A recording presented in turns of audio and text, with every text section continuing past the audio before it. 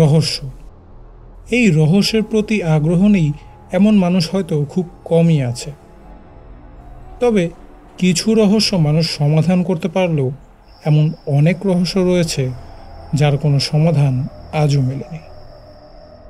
গত পর্বে আমরা রবার্ট দ্য ডলের পিছনের ইতিহাস সম্পর্কে কিছুটা আলোচনা করেছিলাম।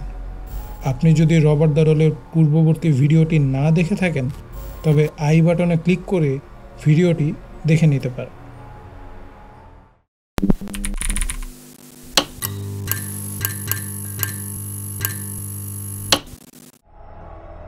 বেশ কয়েক বছর পর থমাস অট্টো মৃত্যুবরণ করেন এবং এরই সূত্র ধরে পৈতৃক সম্পত্তি হিসেবে বাড়ির মালিকানা পান জিন।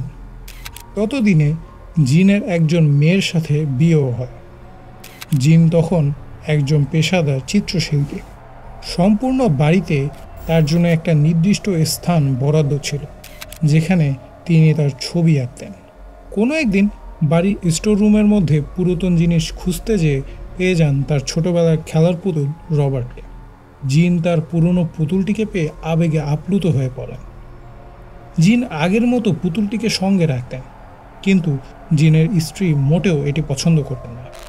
একদিন জিনের স্ত্রীও বদ্ধ রুমে রবার্ট নামক পুতুলটিকে কথা বলতেও শুনতে পান।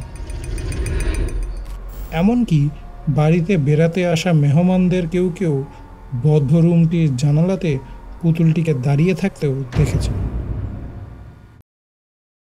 এরপর রবার্টের স্থান হয় ইস্ট মার্টেলো মিউজিয়ামে, যেখানে রবার্টকে রাখা হয় একটি কাচের বক্সের মধ্যে। কিন্তু এখানেও শেষ হয়নি রবার্টের অদ্ভুত কর্মকাণ্ডের। মিউজিয়ামের কর্মচারী থেকে শুরু করে মিউজিয়ামে আসা দর্শনার্থীদেরও রবার্টকে নিয়ে রয়েছে হাজারো অভিযোগ। তাই তো তার কাচের বক্সের চারিপাশে ছড়িয়ে রয়েছে অসংখ্য চিঠি, যার মধ্যে বেশিরভাগ চিঠিতেই লেখা আই এম সরি রবার্ট। লোকমুখে শোনা যায় রবার্টের সাথে ছবি তুলতে হলেও আপনাকে রবার্টের কাছে নম্রভাবে অনুমতি নিয়েই আপনি ছবি তুলতে পারেন।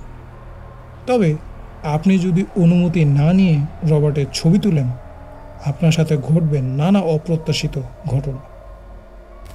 বিশ্বব্যাপী এই পুতুল নিয়ে কৌতূহলের কারণে পুতুলটিকে কেন্দ্র করে বেশ কিছু সিনেমা এবং ওয়েব সিরিজ নির্মিত হয়েছে। তবে দিন শেষে রবার্ট দ্য ডল সত্যি এক অসাধারণ রহস্যময় পুতুল। এ থেকে বোঝা যায় আমাদের পৃথিবী কতটাই রহস্যময়।